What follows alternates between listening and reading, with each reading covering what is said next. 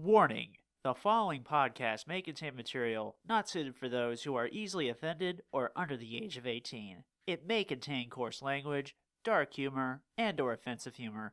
Listener discretion is strongly advised. Enjoy the show.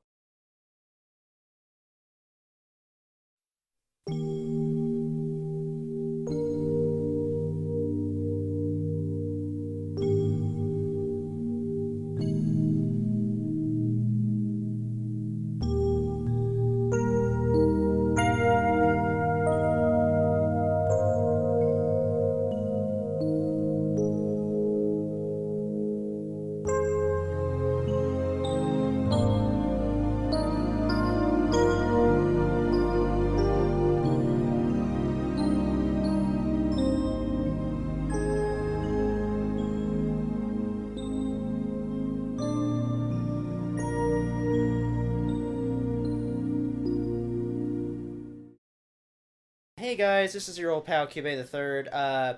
Welcome to another episode of Otaku Midnight. And this time I am joined by DoubleoSerodin, soon to be renamed as I'm considering opening up a new page, but we'll see. more details incoming about that. And you might be making videos, aren't? I'm probably going to be making videos. Yeah. Probably going to be making videos. It might be, I'm probably not going to show my face on them. I want to keep myself as objective as possible, and I feel like when reviewers try to get too personal, they become too easily, they become less reliable, they become easier to discredit, etc., etc. Yeah. So I'm going to try doing it for a bit without any face, without any kind of face on it. Also because that would be cruel and unusual punishment to you people. So I'm going to stare at my face for 15 minutes, but... Well... More on that later. Irrelevant at this point. Yeah, more on that relevant. Yeah. Anyway, consider... And, what I've been doing? Well... the reason why the podcast has kind of been off like about a month is because I've been busy editing Bakugaijin Novelty Hour. Now, what Bakugaijin Novelty Hour is, it's basically a series of Let's Plays by Zeke Freak and She Charmander K, aka Kevin Faulkner. And what they do is they go through visual novels and all that stuff. And what I've been doing for them, I've been doing some back-end work for them. I've been, editing, putting in some visual gags, even some unsolicited visual gags and all that stuff. And... Just don't laugh at me. Don't worry about what I'm doing in this corner. Just leave me alone. Don't say it. They'll find out eventually. But, anyway, I've been busy with that. They're currently going through, they've been going through Danganronpa 1, and what they're planning on doing is going through all the Danganronpa games. Right now, they stopped on doing Rewrite for right now because of recording issues. So, and I was like, okay, and Novelty Hour has actually been fun to edit for. I've actually learned like a new sound recording technique to where I can make it sound like they're in a room and all that stuff. Like you're like literally hanging out with them. So I figured out like a nice good stereo effect for that.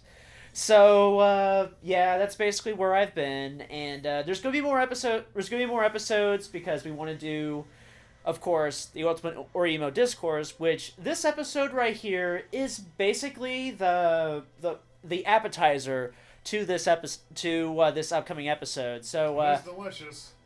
What? I just said it is delicious like an appetizer. Yeah, certainly, but it's going. A mouthful. Okay. Anyway, what's really cool is this is going to be a really it's going to be an interesting episode. So Serodin has a lot of things to say, but before we get to that, so we've been watching a lot of stuff as far as the spring, as far as that's concerned. What have you been watching, Serodin, and what have you Nothing good. Really? I'm just joking. Of course, the topic of the day is Eromanga Sensei. I've been watching that, and Not sure, and we'll get to this later, but not sure if I like it yet. As much, I mean, I definitely don't like it as much as I thought I would, but again, more on that later. But I'm gonna leave the verdict out on it until I see what the whole thing, because Sakashi Fushimi has a way of surprising you. Yeah. And so does A1 Pictures. I've also been watching the only other series that I've been watching really dedicatedly. Like, I come home every Tuesday, can't wait to turn on my Xbox so I can load up Crunchyroll and watch it. Is World End, which has an insanely long light novel title. World End. Are you busy? It's what would you do at the end of the world? Are you busy? Will you save us? And well, it sounds generic and stupid and whatever, and it's just another light novel series. First of all, refreshing note, it's not isekai. Yay! Second, it's a traditional fantasy. Yay! Third, the main character is the last human alive, and when I read that, I was in this universe, because all humans have been wiped out through a series of wars with the other races, which include reptilian and mammal-based people, orcs and goblins, and other and human mimicking races such as fairies or elves or things like that. But humans themselves, or Eminwits as they call them, have been completely wiped out, and he is the last surviving member of his race, and he kind of just goes from job to job, and trying to make his way through life the rest of his life, and he ends up getting contracted by the military to take care of a bunch of young girls who try to use ancient human weapons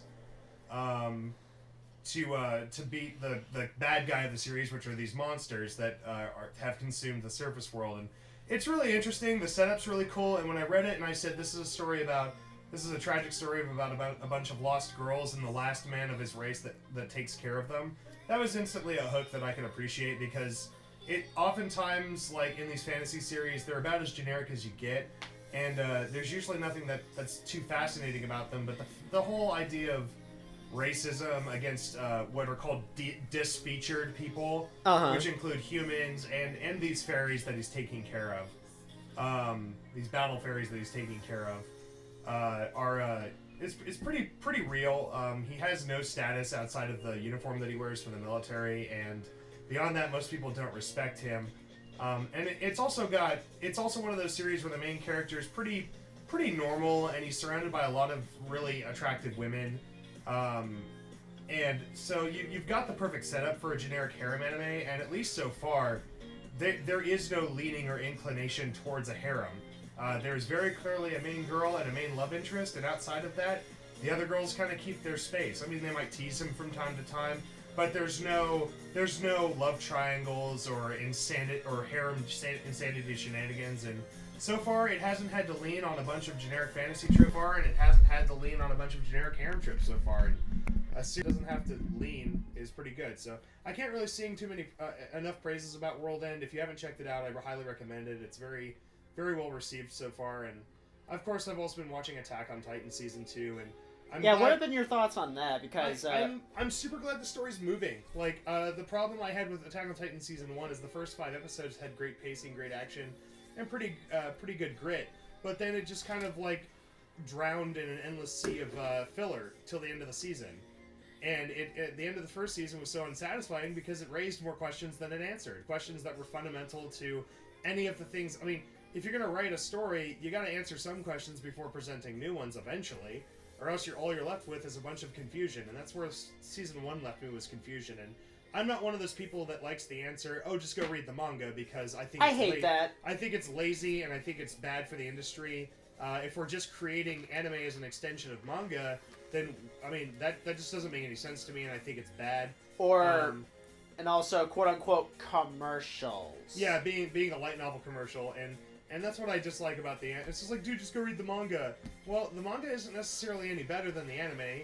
Depending on your viewpoint, and that's been kind of the general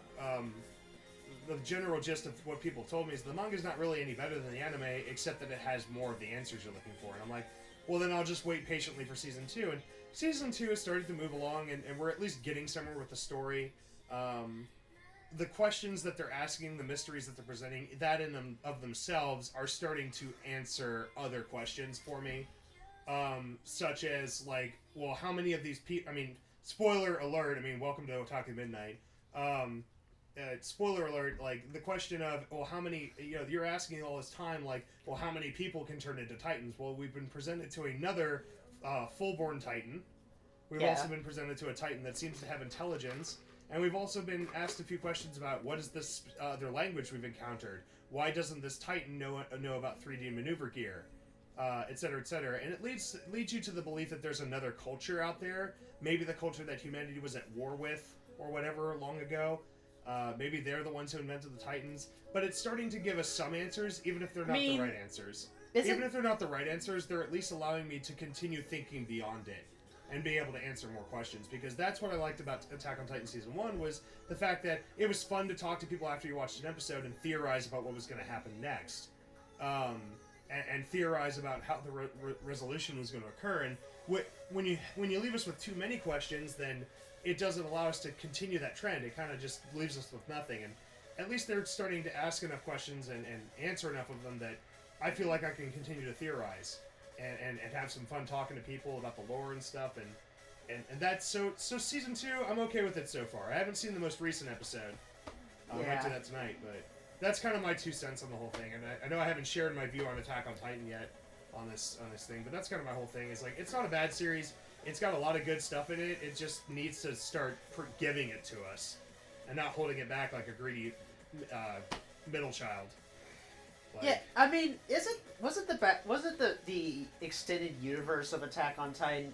Wasn't like basically a government experiment that's gone out of control, that kind of thing? And the Titans were basically former humans, like mutants. Yeah, I think if you haven't if you haven't read the manga, that's been my theory for a long time. And here's where I come from that. Here's where I'm coming from that. Dr. Yeager is stated in the very first episode of Attack on Titan to have saved the world from an epidemic, and he also seems to have access to the serum or the technology that turns people into Titans, which I'm assuming is what's locked in his basement, is all the research notes he has about Titans, and it probably includes a history of their development. So he's probably in on the whole history and has full knowledge of what Titans are. Obviously, that knowledge is incredibly dangerous, because we're talking about people. If that technology and that serum and that whatever falls in the wrong hands, then you now have criminals and do-batters like running through the city as giant destruction machines, killing innocent people, like we kind of had Eren doing, or we had Annie doing. So, like, that's my assumption. That was kind of my assumption after the end of Season 1, is like, okay, this was obviously something humans created, and it got out of control. And the government did what governments are supposed to do, which is hide the truth from the people to calm the masses. Because while they're tired of dealing with Titans, they'd be even more tired if they had to deal with rowdy citizens trying to usurp the government. So that was a theory I had for a long time. The whole wall being made out of Titan skins would make sense if what happened is what I think happened, which is long ago. And remember, I haven't read the manga. I won't read the manga. So I'm only going off what the show tells me, and I could be completely wrong, and if so, skip this section, but... The whole, my whole theory is that at one point there was a war between 2 different factions of humans. One of them spoke the language that we've been presented to in Season 2 so far, and embraced the Titan genome. Most of them turned into raving Titans. And I'm assuming, just kind of like in Resident Evil, how the T-Virus doesn't splice with most people correctly. When you become a Titan, you're kind of mindless. Unless you have practice and it becomes a perfection thing with you. And my assumption is that the other race was the people who built the walls, and some of their own Titans, the people they had tried to turn into Titans, basically fused and created the walls around them to protect the rest of the people. They sacrificed themselves in one mass sacrifice to save the people of the cities who decided to hide. That would also explain how they were able to build 1,000-mile long, 50-meter tall stone walls with medieval tools before all the Titans moved in and ate everyone. If a bunch of bigger Titans just got together and fused to make the towers, or to make the walls, that would make a lot more sense practically. I was like, how did they hold off the Titans long enough to build these towers? Or to build these walls? Like, that was one of my biggest questions, and the answers they've given me so far have satisfied some of those questions, and I can now think about more stuff in the series, and I don't know. I like it. It's going places. It's answering questions, or it's asking the right questions, and I'm enjoying it. I mean, the action's whatever. The teenage angst is whatever. Mikasa's whatever. Aaron's whatever. But like the universe is where that story's strength is, I think. And yeah, if you think it has a strength, I think it's in the universe building and the history. So. Okay. That's the 6-volume version of my opinion on Attack on Titan. I haven't really been watching much this season. I've just been watching the show that we're going to talk about today, which is Eromanga Sensei. But you need to get your butt onto World End. Yeah, which I've been watching those with you, and I've really been liking it. And right. I gotta say that troll lady. Life City. Oh yeah, Troll Lady. I like Catholi. I think Catholi's perfect for It's okay, character. We talk about this kind of stuff. And she's adorable, and I love her, and I want more of that series, and I really hope it gets a good ending. I really hope it doesn't just become more light novel commercial fodder, because it deserves to get good attention. I think it's well done. Yeah, because really all the hype that I'm just looking forward to right now is Umaru-chan Season 2. Yeah, we've also got Code Geass Season 2 at some point, and 3 Eromanga 7 movies. So that's a thing. Oh, yeah. When I saw that announced, like, for those of you who don't know me personally, which is probably all of you, I was the biggest Eromanga 7 fanboy back in high school. And I have a story. Yeah, probably not a great one. Because I remember that one of my first memories of Serodin was that I saw him, I was literally in lunch, and there was this guy right next to my table, and he had a laptop, and the desktop was Eureka. Okay, so you're not going to go into my jacket. Good, because those are. You just gave it away, you jackass. I know. Well, remember all those. If you ever watched Love Chunibyo and Other Delusions, which we're doing a show on real soon. Sweet. Then you'll remember the scenes where I'm not Maury Summer. And her rolling around on the ground, screaming about painful memories. Yeah, that's me. When I brought that up, that's me. Whenever I remember my fandom of Eromanga 7. That being said, it's a stellar series. It's like Guilty Crown, where if you watch it like 10 times and are able to piece together all the lore it's trying to present, it's actually a well put together series with a lot of depth to it. It's got a lot of layers to it, and you won't catch all of it the first time through. Unlike Guilty Crown, that's 26 episodes, though, Eromanga 7's a full 50, so it's a lot to ask somebody to watch it more than once. Oh, without a doubt. So, and I've watched it probably 3 times from start to finish, which is why, and I've also read the manga series, and I've watched sections of the show more than that. And I love it to death. I think it's highly optimistic. It's a bit contrived. But everything makes sense once you get to the nitty-gritty of it and you piece back the details. That being said, we have this bizarre phenomenon with the show where it was Bones' first major production. It was their first in-house production. They were an animation studio initially, and they came in to do animation for like the Cowboy Bebop movie, and then a couple of other well-known movies at the early on, but they didn't really do their own self-production until they did Eromanga 7, and it was their love child. They spent years planning it, years developing the universe, tons of concept sketches and mecha designs. They got Shoji Kawamori on board to do the mecha designs, and for those of you who have been living under a rock and don't know who that is, if you've ever heard of the series Armored Core, he does 80% or more of the designs for that series. He did the ship designs for Outlaw Star, as well as all the machinery. He's done the designs for all of the OG Macross units. And by extension, it is the inspiration behind much of the BattleTech and MechWarrior universes. Because Macross was a major inspiration for them as well. Well, yeah. And so he's a legend among... And if you wanted to talk about prolific anime mecha designers, he's like the alpha of that title. He is the owner of that trophy. They got him on board. Dai Sato is the director and producer, and he did a fantastic job with the original series. And it's this odd phenomena where you have this really well thought out series that at the time wasn't really well received by the majority of fans, because it had a cult following, it always will, because you had you had Gundam Seed at the same time. And you also had Evangelion, which was still in the height of its fandom here in the United States.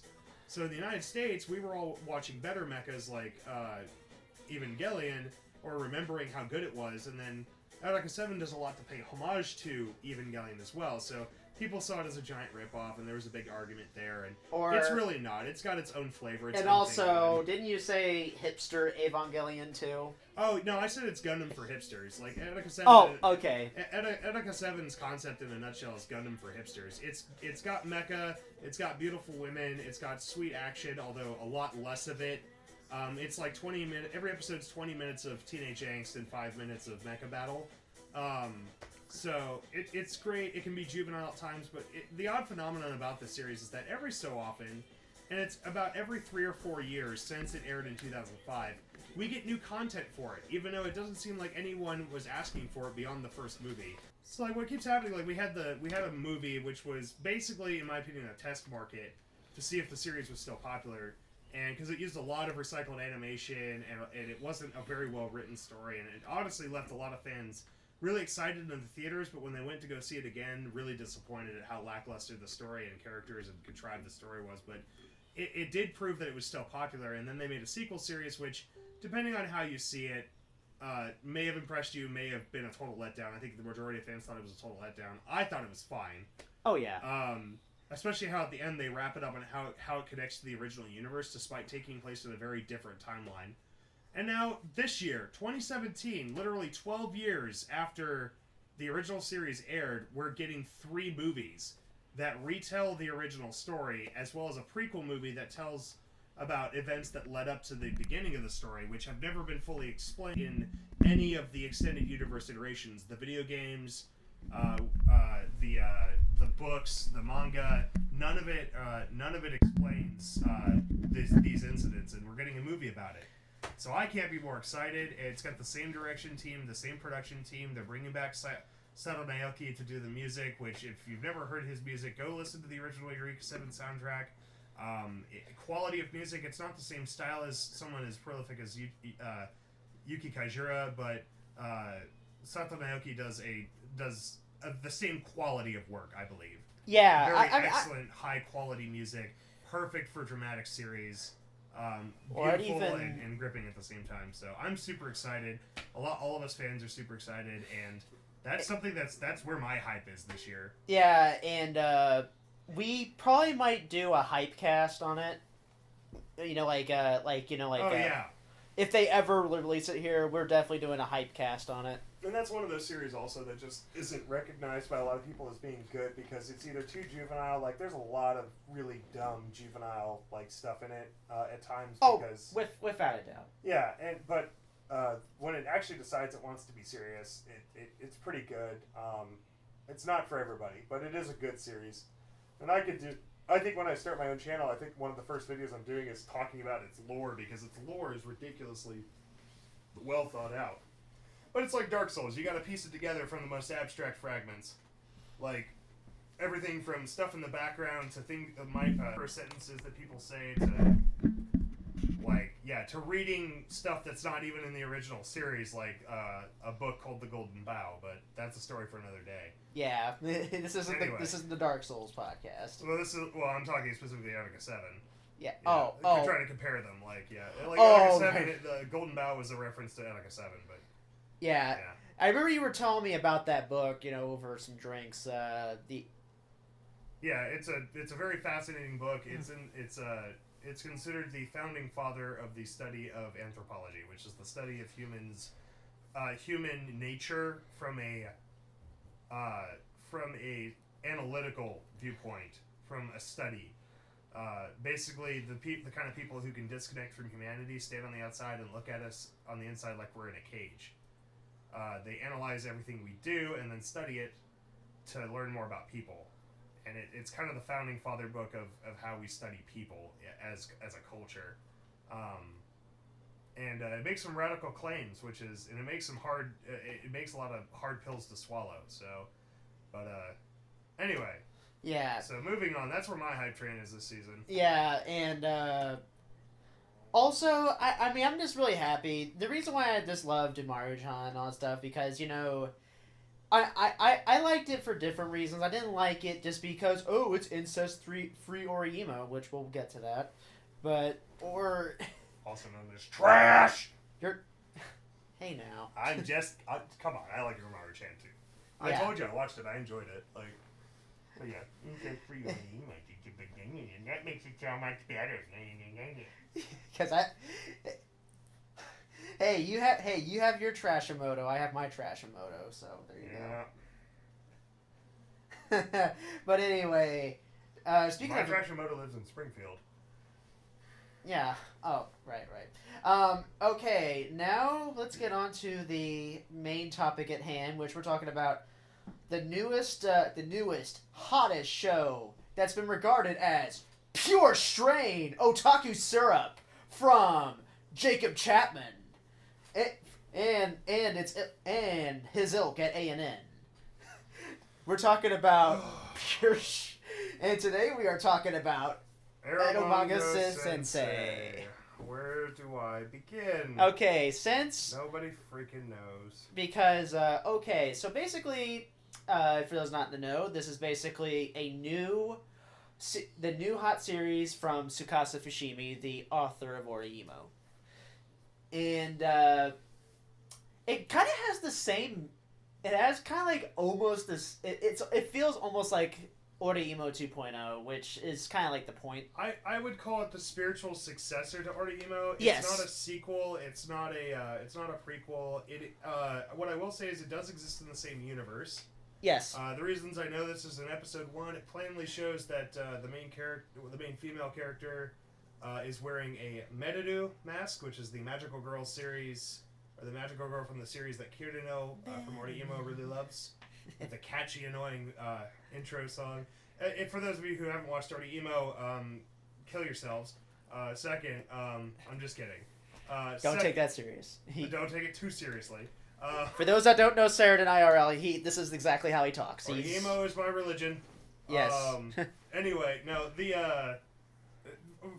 in all seriousness, there's a Merudu mask, which is a reference to Orihimo. They use Beagle as the generic search engine, which is the exact Beagle instead of Google, which is the exact one they use in Orihimo. And also some of the plushies too. Some of the plushies, which are from stuff in Orihimo, like Kirino and Sagiri, both have a green octopus plushie thingy that has puckered lips, and that is appearing.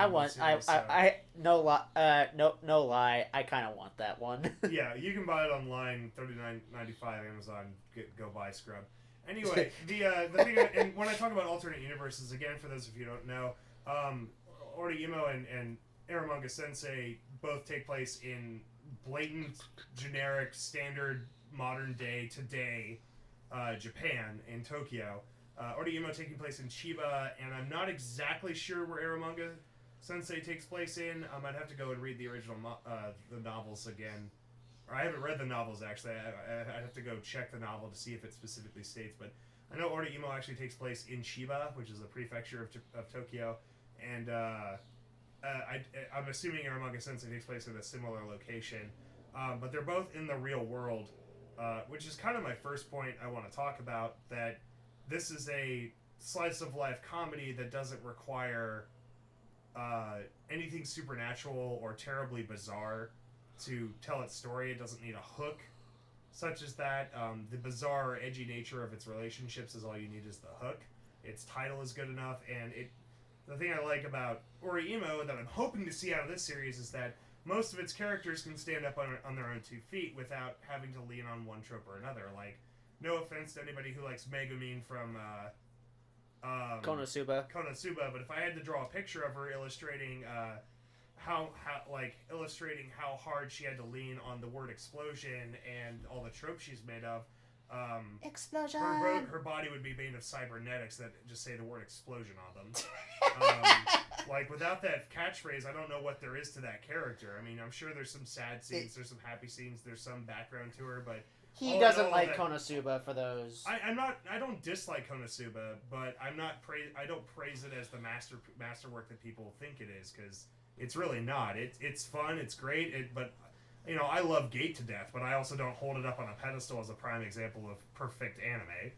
Like, it's not. It's just, it's a fun afternoon, and that's what I think Konosuba is. But people seem, But the thing I like about Orihime, and I am hoping to see from Eromanga Sensei, is that Sugasa Fushimi is able to write characters that can lightly lean on a trope, tsundere, gothic Lolita, yandere, etc., but are not the summation of that trope. They have their own characters, their own backstories. They're all fairly interesting, and so that gets me to what Eromanga Sensei is about, which is, and again, I'm gonna try not to compare Eromanga Sensei too much to Orihime, because that's gonna give you the wrong impression.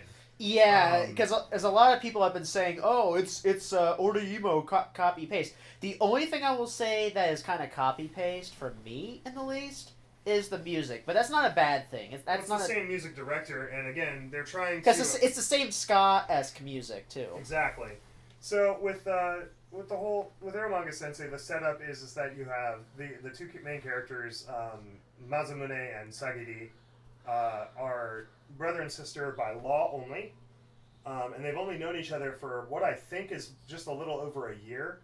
Their parents remarried, his father to her mother, and then are obviously dead. There was an they keep referring to something called the incident or an accident or something, and basically both of them live now by themselves. They have a guardian that comes and checks up on them occasionally, but for the most part they live in that house, and it's paid for through, I'm assuming, some kind of life insurance fund from the parents. And it's not unusual to see... Yeah, because where are the... because have we seen the parents yet? We have not seen either of their faces, I don't think. I think you might see her mother's face. But are they alive? No, I'm pretty sure they're dead, because when he says, "Do you live here alone with your sister?" He's like, "Yes, we have a guardian that stops in occasionally to make sure we're okay, but he's very rarely around." So the parents both loved their kids very much, and this is not one of those things where the mom has just gone somewhere and the dad is just off working. No, I'm very, very certain that the parents are dead. Although it hasn't been explicitly stated. Actually, no, it does state that her mother at least is very much dead.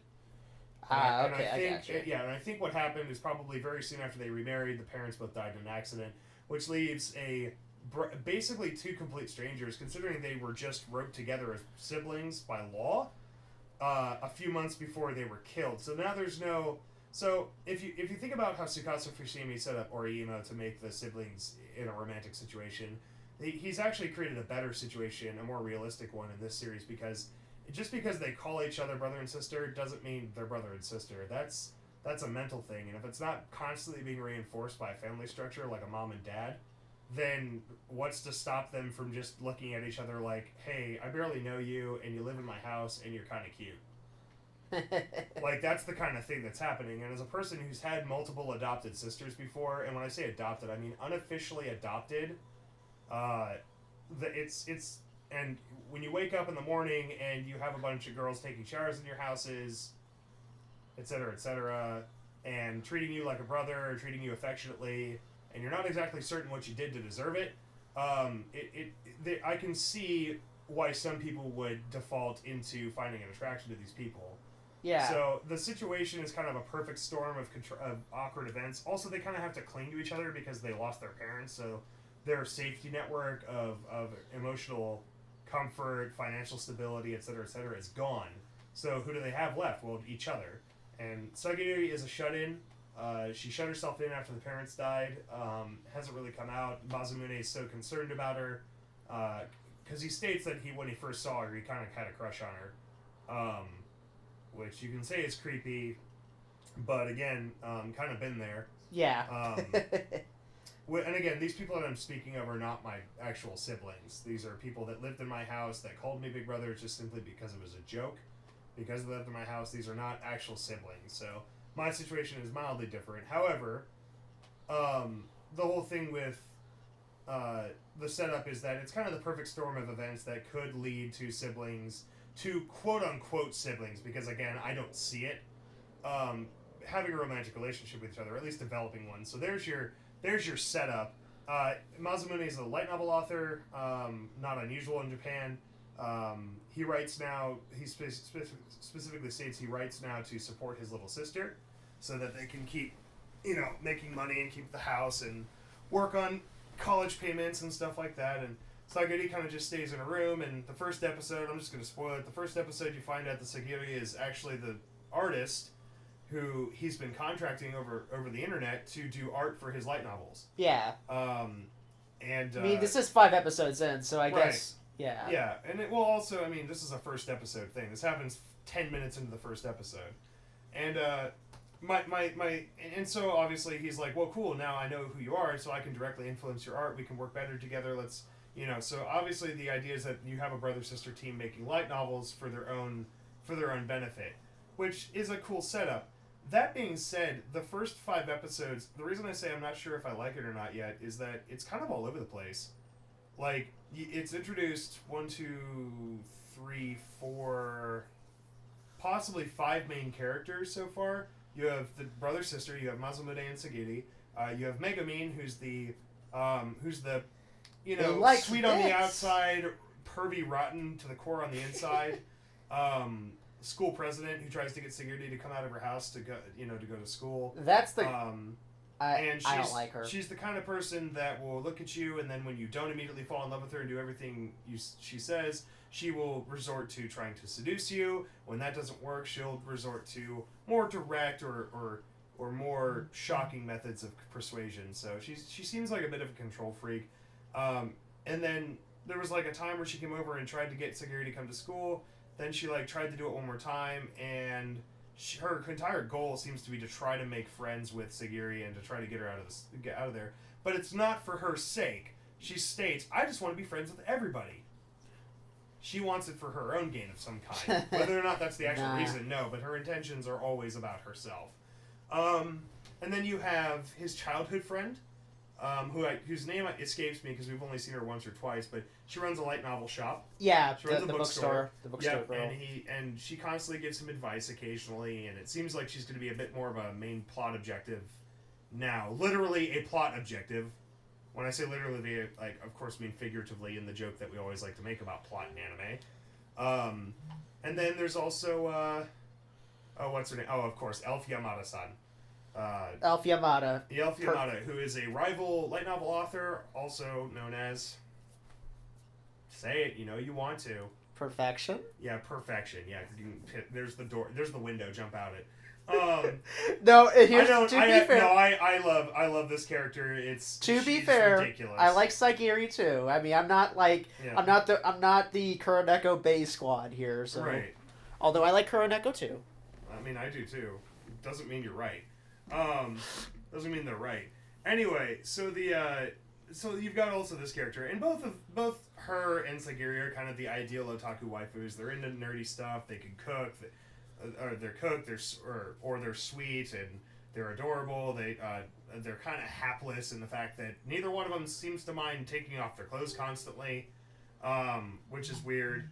But they're all likable characters. But the problem I have with it, getting down to that, now that we've described the characters, is that the series is kind of all over the place. You've got Elf Yamada dealing with aggressive publishers. You've got Masamune and Sagiri trying to write a light novel, preceded by a competition arc between him and another author. You have him struggling to get work done at work. You've got not Masamune. I almost called her Masamune. You've got Megumin trying to get Sagiri to come to work, and none of it seems to be come to school. Come to school, yeah. None of it seems to be going anywhere specific, and the pacing's kind of all over the place. I don't know. The humor's good, the animation's wonderful, the music's fantastic. I love what the show could be, but it's not there yet for me. There needs to be a clear direction, and I will use Tsukasa Fushimi's previous work because it's Tsukasa Fushimi's previous work, not because it's Ori-Imo. But when he was writing Ori-Imo, he started from the very beginning with a very clear purpose. Sister has a problem that needs helps with. She can't go to her parents because her parents are too orthodox to understand, and she fears criticism. She can't go to her friends because her friends despise otaku-related things, and she's trying to keep it a secret. So who does she go to? Well, maybe the brother that she thinks doesn't give a damn about her. So he won't bother. He doesn't have an invested interest in screwing her over or helping her, so maybe he'll actually help her. So that makes sense. And then he's like, oh, well, I guess I'll be a good big brother and help you. So now so there's a clear and present goal from the beginning of help sister with problem. And then when that stops being a problem, another problem progressively moves itself in. And then when that problem's solved, it can progressively adds another problem. In Eromanga Sensei, instead of that clear step 1, step 2, step 3 process, you've got 5 different problems all at once kind of colliding with each other. And while if it's handled well, it serves to show very good writing skills. If you're able to make all of this work very naturally. However, I don't quite see that yet from this. I had to watch the episodes a couple of times to really get what the heck was going on in this series, because it seemed to be kind of all over the place. And I don't know if I like it quite yet. I like parts of it, I like aspects of it, and I certainly think it's worth watching and it has potential. Yeah, it's been really enjoyable. Right, absolutely, and I'm not going to doubt that, but I mean, if you're an otaku, if you like shows about otaku-related stuff, or light novels, or slice of life, or comedies, or ecchi stuff, like, you'll like it. I mean, if you like any of those things, you'll probably like Eromanga Sensei, because it's got a seasoned sprinkling of everything in it, but where the story is going to go, what direction it's going to move in, how these characters are going to eventually be relevant to each other's interests is where I'm confused at. So only time will tell. I'm not going to make a final verdict, oh, this was great, oh, this is crap, until last episode. Looking at you, Digibro. Calling it Trash Tier Anime 2 episodes in. And Anime News Network. Yeah, exactly. So the thing I'd like to talk about Anime News Network is I really don't understand what they're thinking. Like, are they trying? Do they think that they have any industry influence? Because they don't. And the second thing I'd like to say is that, like, you're literally touting the reason otaku don't listen to you is that whether or not you're right about the direction the industry is moving in, or whether or not a show is anything more than pandering crap, how many people listening to this podcast and how many people in the world do you think go home and watch Law & Order after a day off work? Because that's the same cookie cutter copy garbage that you're blaming on anime. You're not gonna get a Ghost in the Shell anymore. It's not gonna happen. Yeah. The series won't go that far anymore. It's not profitable. Not anymore, at least. Unless it's specifically Ghost in the Shell. You're not going to get Outlaw Stars and Cowboy Bebops anymore. You're not going to get OG Gundams anymore. There's simply too much time and affection taken there. So when we get a series... I mean, we're still getting Gundam and all. But it's not Gundam like Gundam used to be. Like crazy when Tomino was depressed. It's not of the same quality anymore. It's not of the same story quality. And so you're literally complaining about an industry that cannot financially change. They can't change for financial reasons. They have to pump product out quick, and if they don't get product in, if they don't get new ideas going and moving into the next season, then they're going to lose out on money. And the problem is the industry's suffering financially anyway. I mean, we've all heard the stories about how animators and voice actors don't get paid dirt. And they are, and of course, there's an overproduction problem in Japan. There is an overproduction problem, and the problem and that's the whole reason why Attack on Titan is 12 episodes long. Yeah, I've heard that one as well. But that's the problem with the industry also, is that quality series have better longevity, but sometimes because of one reason or another, they've learned that quality series don't get the attention they deserve. For example, one of our favorite series from a couple seasons ago, Flip Flapper, has gotten almost no attention because it had an awkward timing slot and it was competing with several other bigger names. Like Yuri on Ice. Like Yuri on Ice, which, again, not a bad show. I'm not here to create a hate train, but Flip Flapper should have won, damn it. Anyway. It's right. It's not a bad show.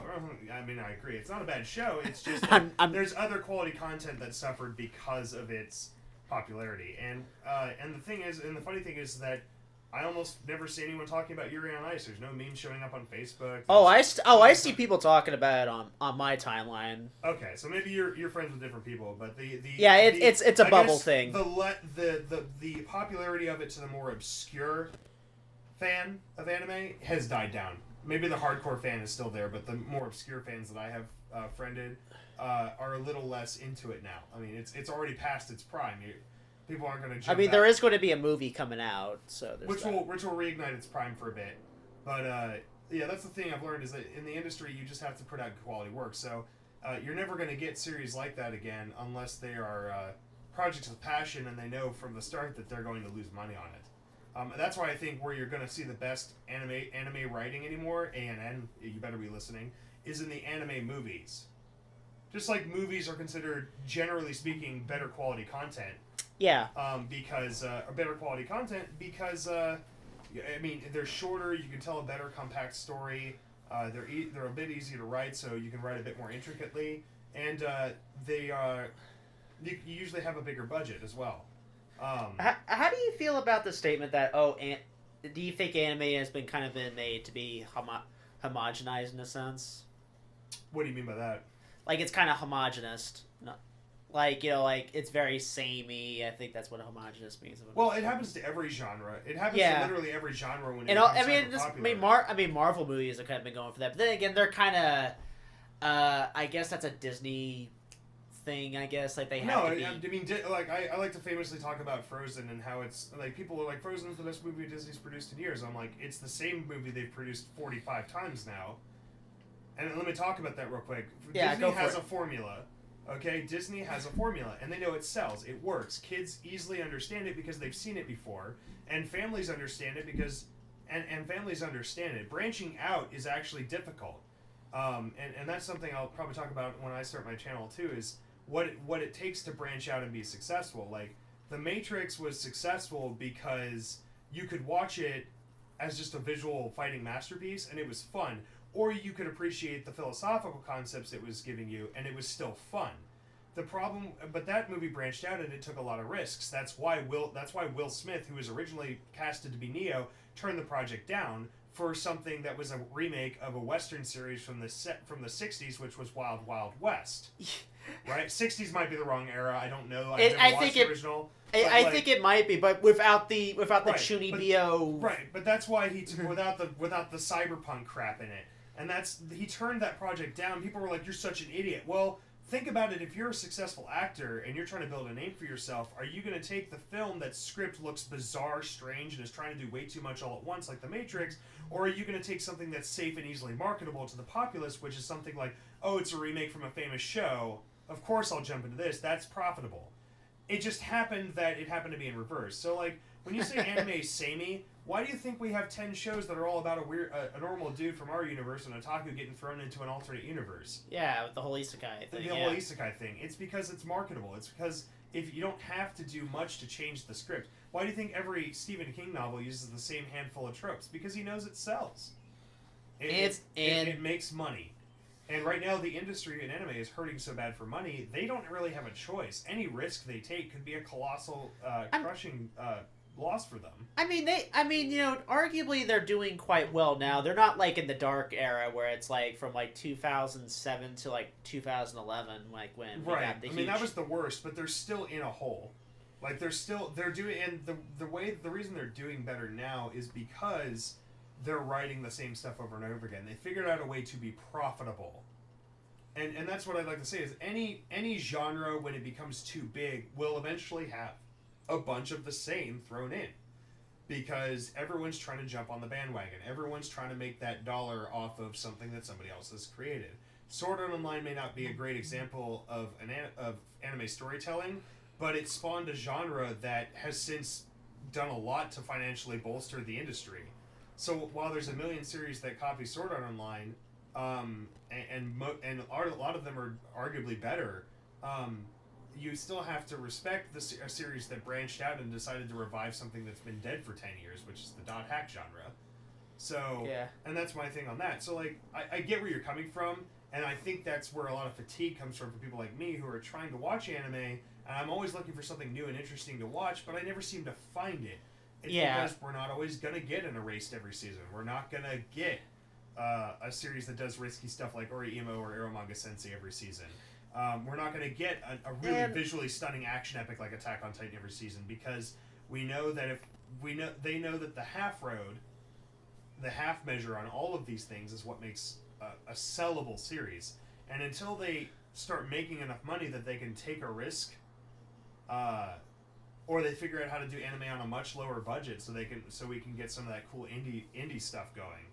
Yeah, I want to see more stuff like Flip Flappers and all that stuff, and that's like super low budget but well thought out. Exactly. That's the stuff I want to see more of. But I watch anime as much for the visual element. In fact, I might watch it more for the visual element and the music and the insanity of it more than the storytelling. So that may Yeah, because that's the thing. You know, I you know, because people tend to forget that. I think that anime is a visual medium. I think people tend to forget that sometimes. Well, visuals are definitely part of it. It's a storytelling medium. Yeah, same with film. I think film is a very like visual medium. It goes back to stage acting. Stage acting was a form of art that took a story, something written, and added a visual element to it. And that was groundbreaking for when it happened, because most stories were passed down not through actions or charades. They were passed down simply through word of mouth. And adding a visual to it, they figured out after a while, really enrich the story. So they did stage acting. So stage acting was the first thing they did, and it was propless. It cropped up in places like very ancient Greece and Mesopotamia and places like that, Egypt, and then that's what anime is an extension of, is the progression of that from stage acting to Shakespearean acting to Victorian to the Grand Metropolitan Opera to the very first cinemas, and the first films. Like the first films starred stage actors. Yeah, because and a lot of the first films were literally just taking famous stage plays and porting them to a recordable device so that you could bring that stage play to everyone in the country. Yeah, you don't have to remember about, and it's acted the exact same way. Exactly, because no one had seen it then. And then, what do you think about animation? Walt Disney said, "What if I took the Sunday comics and made it move?" And that was a groundbreaking idea. And then anime is an ultimate extension of that. It is a story that is told through word of mouth, through sound, but it is enriched by visuals. And without the visuals, without good visuals, and good visuals doesn't mean hyper detailed visuals, great lighting effects, tons of CG, crap like that. It just means that it works for what it's trying to portray. And anime is like the ultimate extension of that, and at least for Japanese mediums. And you're right, it is a visual thing. And if you can't appreciate the visuals of a series, if you only judge a series, an anime, based upon its story, based upon its music, based upon saying, "Oh, I didn't like Sword Art Story, so it's crap." I'm like, did you ignore the amazing visuals? Is that such a turnoff to you that you can't appreciate anything else in it? Is Orihime such a turnoff because of the ending that you can't appreciate any of the other hard work or entertaining parts that went in through it? If you laughed at a series, at the end, if you laughed once at a series, at the end, you're not allowed to call it total crap. You're not. Yeah, I mean, if it got something out of you, I mean, you know, even if it's not, I mean, what about like something that's like not really intended to gets a laugh out of you? Do you think it fails? It still did something for you. Yeah. Remember, art, and I will say that some anime is intended to be art. Yes. I think if you asked every animator out there, they would see what they do as an extension of art. Yes. And I think calling it something else would be insulting, considering the amount of work they put into it. I do AMVs, and I consider them art. Yeah, it is. It's a form of visual storytelling. You're borrowing somebody else's imagery, but you're parodying it. Yeah. In the purest sense of the word, not the ha-ha. cultural, not the ha-ha or lewd version of parodies. They call them parodies in Japan. I don't know why they call them. Yeah, it's so weird. I don't get it either. If someone was writing it's not a parody. Comments, like I always think of a parody as comedic, but parody in the purest sense of the word is taking something and spinning it differently. Taking something that somebody else did and spinning it differently to create a different experience. The best example of an AMV, in my opinion, are the kinds that do the ones like Bloody Sister. Yeah. Go on YouTube, search best AMVs of all time, that's one word, and Bloody Sister, watch that, and if you've watched Orihime, watch that AMV and tell me how awesome that AMV is, because it takes that original story and completely flips it on its head using nothing but editing tricks. It's great. That's the kind of thing that it is an extension of visual storytelling. So, like, and that's why I think, like, my favorite thing is Orihime is such trash, and I'm like, then why are you still talking about it 3 years later? And they're like, because it's such trash, it makes me so angry. I'm like, it's disgusting. It got an emotional reaction from you. It did its job. And also, too, Eromanga Sensei, right now, to me, is a slam dunk success of a series. Whether or not it's good is irrelevant, because it's touching a lot of people. Actually, let's save that for the discourse. I have seen insane levels of meme wars on the internet right now between Eromanga Sensei and other people. The forums on Reddit are just nutters for the series right now. The slash anime right now is fucking nuts right now for Eromanga Sensei, all the memes that are created from it.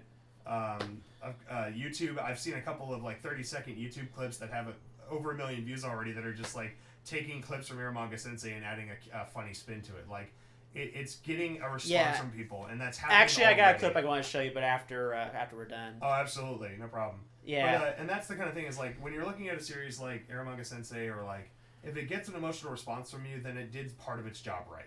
It may not stay with you for years, but you're watching entertainment. I cannot stress that much. Like, art can be entertainment. Art was a form of entertainment. Is a form of entertainment. Just because you're staring at a picture, a painting of a thing, doesn't mean that it's not entertainment. It's still something that's triggering a positive emotional response. Yeah.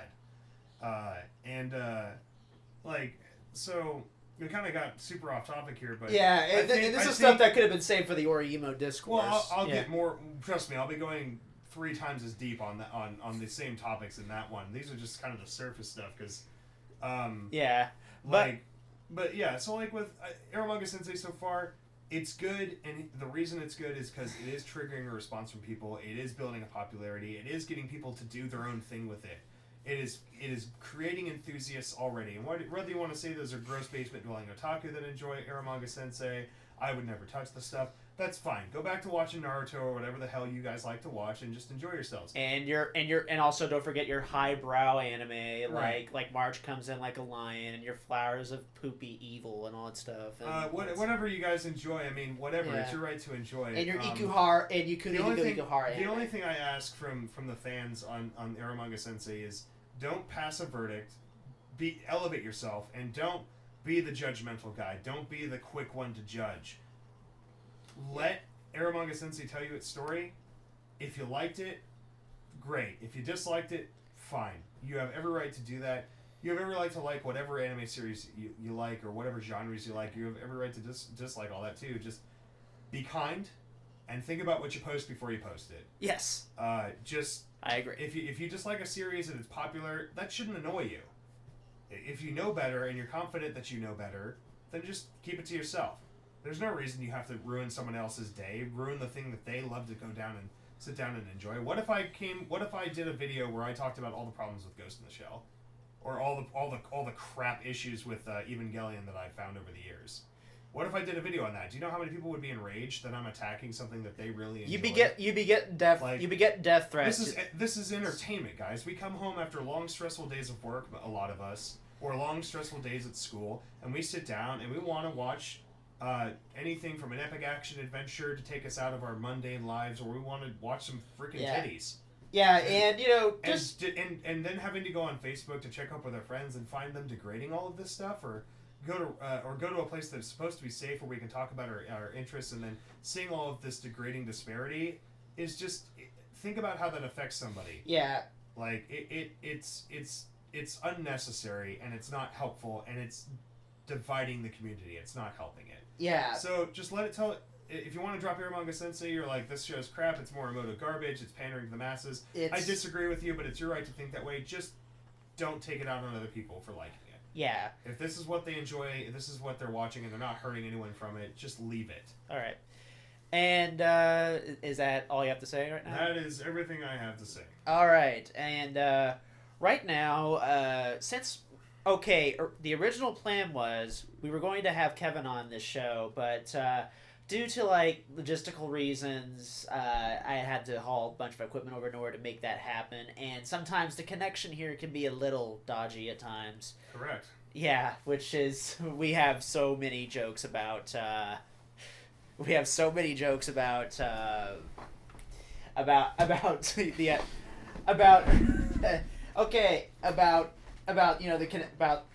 Crunchyroll app and shit. So okay, all right. So without further ado, he sent us this wave. So all right, without further ado, and I'll cut this part out. Make a hand signal if you want me to stop at any point.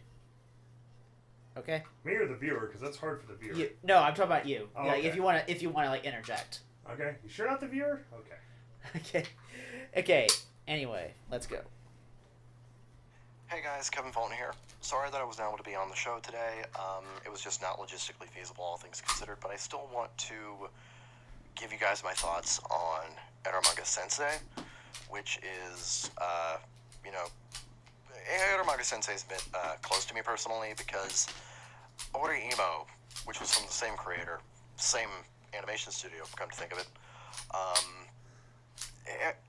Imo is a show that I'm a big fan of from my earlier days as an otaku, from like the late 2000s, early 2010s. It was actually the first anime I saw as it was airing, aside from the second season of Haruhi Suzumiya. Poor guy. So... hold on. This kind of brings me back to... Hold on a second. Okay, as you were saying? Oh, I apologize. Kevin's probably like watching on the other end, like, dude, don't let him interrupt me. I was trying to get my thoughts out. And I apologize. You poor thing. Yeah. I got into Orimo probably right after it was way after the first season of. I was just getting back into anime, and after the first season finished airing, and we were about halfway through the second season. So I only had to wait for like the last few episodes and then the OVAs that finished the series off. So you poor thing. I couldn't have lived. Oh, yeah. I would have gone into like horrific like drug withdrawal. Anyway, continue. I'll shut up now. That older mindset, you know, that those older times of me being a new wide-eyed anime fan and everything being very fresh and unique to me. So, this is a nice little throwback, even though it's not necessarily the same type of show Orimo is. Like, I personally don't see Eromanga Sensei going the waifu wars route that Orimo did. What were you saying? Thank God. You ever want to ruin your day, go onto an Orimo forum and say you like Hirano. Just, if you ever want your day ruined or feel like you want to kill yourself, just go ahead and do that. Because you're wrong, even if you're right. Continue. But, you know, we will see. We're only 4 episodes in, and there is a lot that could happen in the next couple of months as this show airs. Going right from that, moving on to the characters, I really enjoy how all these characters feel and how they interact with one another. The show has a very quirky sense of humor.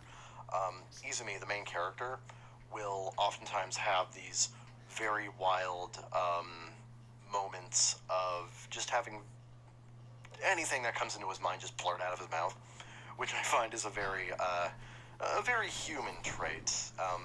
Not necessarily something that is a pro or a con. It's just a rather interesting quirk that I feel, you know, is relatively interesting and believable. Good example is when Sayuri shows him different illustrations of hers, and he's just like, oh my god, that's erotic as hell, and she just backhands him or some shit. I find that to be a very fun little quirk of his character. Elf Yamada is an absolute joy. I find her to be easily the funniest character in the show, simply through virtue of her combination quirky work style, Chunibyo, Ojo-sama shenanigans. She certainly leaves an interesting impression in her first couple of appearances. Her first appearance is just her barging into the production company and saying, hi, you're going to publish my book. And they're like, no. And she's like, I will be back and you will publish my book. And the next time we see her, she's fucking naked playing a piano in the comfort of her own home, which is so friggin' weird. But, you know, it's just part of her unique quirkiness as a character, and, you know, she is just an absolute joy through and through. Megami, I wish we would see more of her. I feel she kind of gives a bit of a quote-unquote normie anime fan interjection into this entire character. One thing I kind of want to say about Megumin, the only reason why I'm kind of like a little bit towards her is because she kind of comes off as one of those basic bitches when it comes to anime and all that. And that's why I'm just calling it basic. Triggered. Yeah. Sorry. Yeah. I'm supposed to use that word. I definitely agree with him. what I want to definitely say is I forgot to mention the insane level of humor in this series. The humor feels like my sense of humor, and no, that's not cyclical. Like Tsukasha Fushimi, like brainwashed me into having a set of humor, and then I just reflect it here. Now that's not how it is. Like I'm the kind of guy who blurts out random stuff, sometimes completely interjecting what I was previously saying. And another great example of this is when he's just looking at the forums, because he just did a book signing. The main character, Mazumune. He just did a book signing, and he's looking to see all the hot reviews, people praising him for his. And then he's just like talking. He's like, "Oh, like let's see how cool I am. Oh, I'm so cool." I'm just like, "What?" And like he just blurts that kind of stuff out, like in the middle of class as he's reading his reviews on his cell phone, as he sees that there's actually criticism coming towards him, and that kind of stuff's excellent. And yeah, I wish we did see more of Megumi. She hasn't really gotten a lot of attention.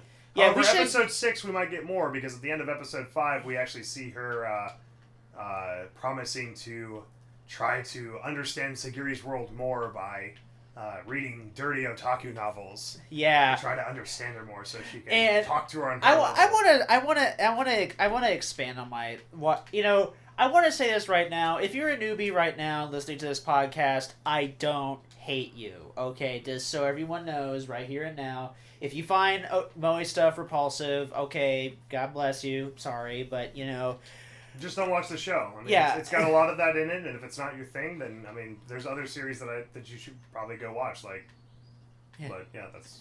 But my thing here's, it's this culture. It's the thing I hate about like American nerds. Like there's a lot of people that are praising Jamie Lee Curtis for liking One Piece. I'm like, okay. It's cool that she likes One Piece, but it's like I like Onipi. Yeah, it kind of. Oh yeah, that I like it too because it's a totally recognizable series that everyone likes. Actual quote from Eromanga Sensei, by the way. Yeah, I like stuff like One Piece. Yeah. Yeah, like. But like. Oh yeah, the most generic thing you could possibly like. Ah. I'm sorry. I mean, that's causes him physical pain on his face. Yeah, that's. Like, I mean, when people were like going crazy about that, I literally went. I mean, it's like, okay, it's cool that she likes it. I am not bashing her for liking it. However, you know what would make me squee if she was watching like the currently airing stuff. If Jamie Lee Curtis was watching World End. Or if she was watching Flip Flappers, or I'll even throw her a bone for watching Yuri on Ice.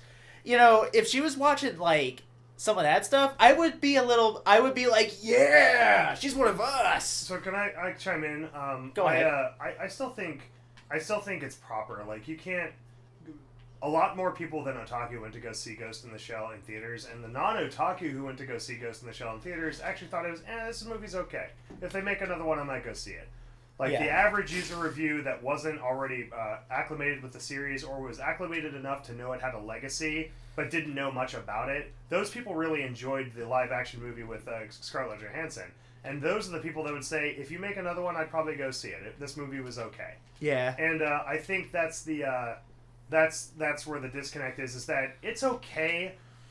It's okay. We need to not be asking for perfection at this point when it comes to anime exposure. In fact, I would rather Jamie Lee Curtis or not say that she likes a series like Yuri on Ice because of the risque nature of it. Like, we have to remember that we watch a genre of television and a genre of entertainment that has a lot of topics that you're not allowed to talk about on American television openly. Like, you're not allowed to make a show about, like, gay ice skaters and then make it anything except a serious psychological drama or emotional drama at times, because you have to take these things seriously. You can't laugh about it. You can't make fun of it. And Yuri on Ice does plenty of that in the midst of, having some real drama. Yeah. And so I'd actually rather her not talk about some of the more obscure stuff that tries to talk about harder topics. Just getting enough people to say, just getting 10 people in the world to say, well, if Jamie Lee Curtis likes it, maybe I should try it. And then that's your gateway drug. Everybody has their gateway drug. Yeah, exactly. Most of it is going to be shonen anime or Bishoujo anime or Magical Girl anime or something very easily.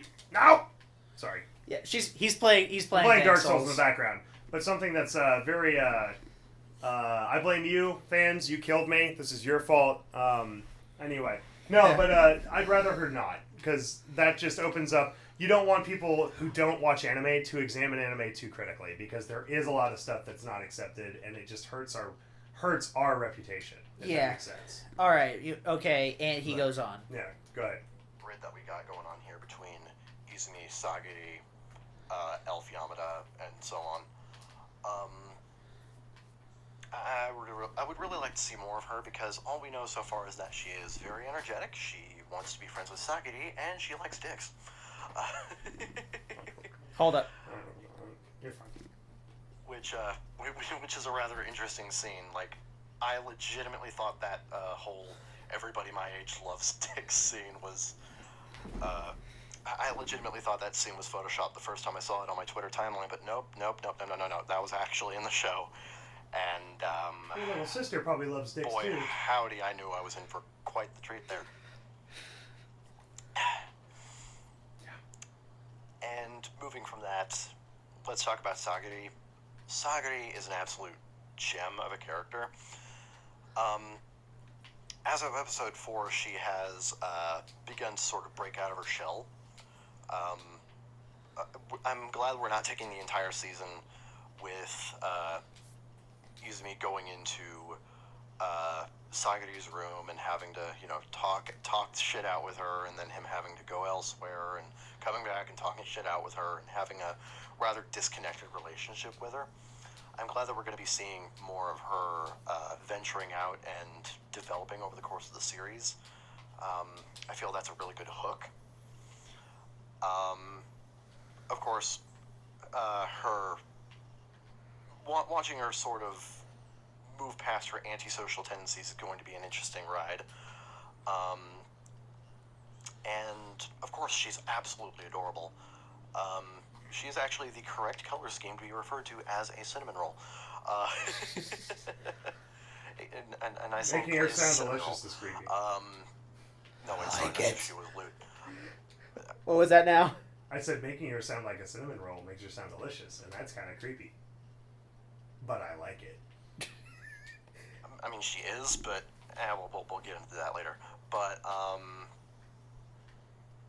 yeah, I just find her to be a very fun character. Hell, all these characters are so much fun, and I'm really interested in seeing how their relationships sort of develop and how they sort of mingle together in individual scenes. Because one of my favorite things about Imo was how all the characters sort of bounced off of each other and developed between each other. Like how Kirino and Kuroneko had sort of an on and off again rivalry, how Kyosuke ended up becoming a romantic suitor to Kuroneko, and how Saori ended up being sort of the team mom. I'm really interested in seeing how the different dynamics for the Eromanga Sensei cast develop over time. There are a couple of issues that I do have with the show, not regarding the incest angle, mostly regarding tone shift. This series does tend to have a little bit of an issue with tone shift. Like, it will have moments where it's at an absolute comedic farce moment, and then you'll have a relatively personal moment shortly thereafter, which is not necessarily bad, but it does sort of have some relatively conflicting tone, which I think is going to hopefully sort of balance itself out later as the characters sort of develop and the story starts to take hold. Aside from that, I've really been enjoying Eromanga Sensei. I'm not going to go into this expecting, it's like it won't dare do the incest thing, but the signs are all there. So let's not make this an Imo 2.0 in all but name. So you kind of know what you're getting into as you go into the show. So if you're into it, then you're into it. If you're not, then you're not. It's fiction. No one should really care because it's fiction. None of it's real. And that is pretty much my thoughts on the matter. I really am enjoying Eromanga Sensei, and I am very fascinated to see how it develops over time. And I think I'm just going to leave everything off there. As per usual, if any of you guys want to check out what I've been up to, you can check me out on Twitter at CCharmaderK. I also have a Tumblr, but I mostly just reblog stuff there. I am also active on Baka Gaijin Show with Zeke Freak, and I am also active as a Let's Player on both Baka Gaijin Novelty Hour with Zeke Freak, currently with Zeke Freak. Currently we are going through Danganronpa, and on my own Let's Play channel, Otaku Midnight Gaming, we have just completed 3 episodes of Mario Party 3. So, hope you guys check that stuff out, and I will see you guys later. Bye. All right. So, So, just one thing to add at the very end about the whole incest thing. I actually feel like the incest is entirely warranted in this series, where despite me actually getting a bit of a thrill out of it in Orimo because of how weird the series was, like, to begin with, and how naturally that relationship progressed, I was eventually okay with the ending, and actually really enjoyed it. Like, it's a very unique ending. You very rarely see Syscon animes go the full length and do what they're designed to, I assume, designed to do. yeah. Though I haven't watched too many of them. Just really this one and Orimo and Eromanga Sensei are my only 2. So, that being said, with Orimo, it was less warranted because they actually grew up together, etc., etc., and I'll go into more detail with that, but it leaves less of an actual realistic, acceptable reason for this to happen. But with Sagiri and them, like I said about the Perfect Storm, they barely know each other. They didn't grow up with each other. They're basically perfect strangers, and if you want, just because they are forced by law to call each other siblings, damn it! Just because they're forced to call each other siblings doesn't make them siblings in any stretch of the word. So when he talks about, let's not go the incest route, I wouldn't see it as incest, like, at all. Like, they have no childhood background together. They have no memories or experience with each other. They have no, one didn't have to change the other's diapers when they were a baby, kind of thing. Like, and even at that, like, they haven't been with each other long enough to ever really develop a sibling relationship, let alone any relationship. So at this point, the relationship kind of goes any direction. And I think it's acceptable for it to move in any direction. So as long as there's a resolution and a clarification to how both want to see the relationship, I think it's fine however it ends. Certainly more fine than how Orimo ended, despite me actually getting, like I said, kind of a little thrill out of that ending. Because of how, like, insanely ballsy it was. Yeah, I just liked how it stuck to its guns, but I'll get into that. I'll get into my thoughts on the ending on the Orimo discourse. Yeah, but I just wanted to make a comparison. It's like when he says, let's hope it doesn't go the incest route, I'm like, there's no incest. They're not siblings in any form of the word, in my opinion. Like, in a technicality sense. They're only, it's like, it's like they're siblings on paper, but not in emotion or function. And we're like, love isn't dictated by paper. Don't read too far into that, because there's probably a counter argument somewhere. But love isn't dictated by paper; it's an emotional thing. And if you don't already have an emotional attachment of one type to somebody, then it can easily develop into romance. So that's the only part I would disagree with him on. And it's like, if it goes that route, I wouldn't have a problem with it, because I see all the signs are there for it to happen. And remember that this is Tsukasa Fushimi, and I also do remember that after the backlash of Orimo, he was very upset at how people, like, did not appreciate what he was trying to write. Or, like, people just blatantly were very angry about what he was trying to write. And wasn't it also kind of like the studio, and also wasn't it like A1 Pictures' fault? Because wasn't the ending supposed to end kind of differently? Nope, the ending was supposed to... Well, we'll get into this later. A1 Pictures did not think that the original ending he wrote for Orimo for the novels would do well on cinema to a wider audience. So, they they forced him to make some changes last minute, and that's where you get that. But that's another story for another time. My point is still on Eromanga Sensei, and I'm using it to compare because everyone's going to be doing that anyway. If it goes that route, I think it's okay. Yeah. Because I don't really consider it incest.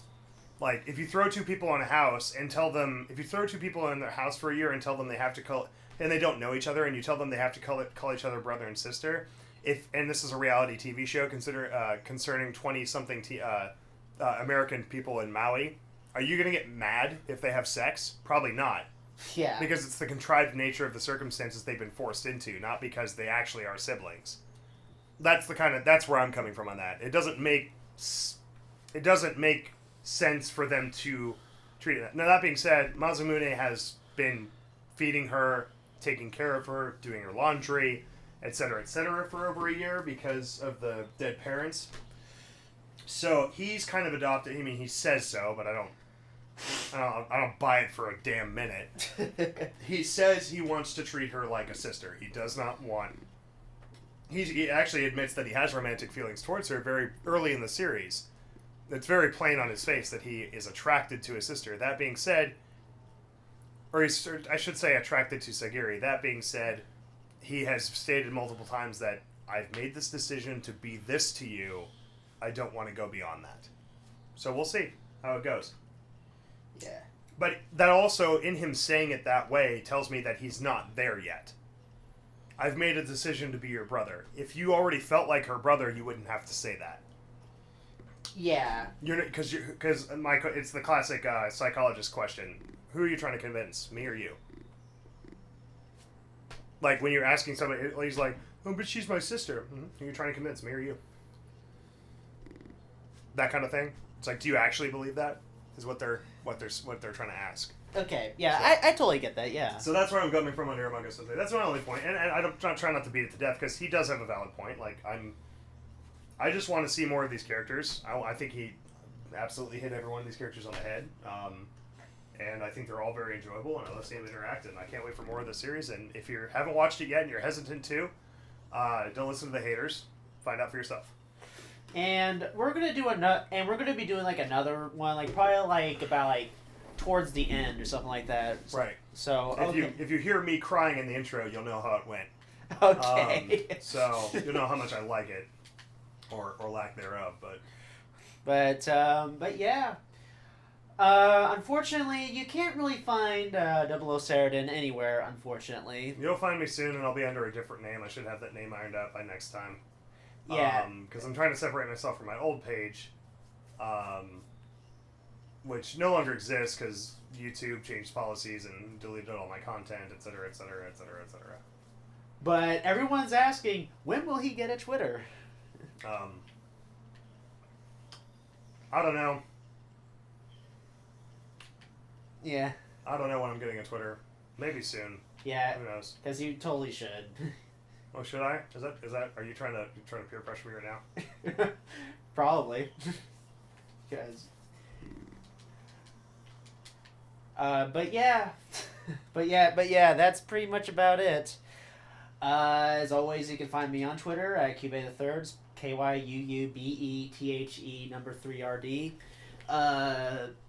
The email address is otakumidnight@gmail.com, OTAKUMIDNITE@gmail.com. Yeah. And enjoy the second trailer to the Ultimate Orimo Discourse.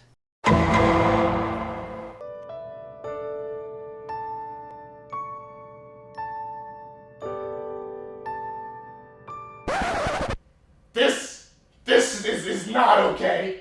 This needs to stop now. This is cancer. This is so much cancer that I can feel the tumors growing on my back. And it's way down heavy on me, and it's not okay. Can you help it Brother. out and just stop this? Please?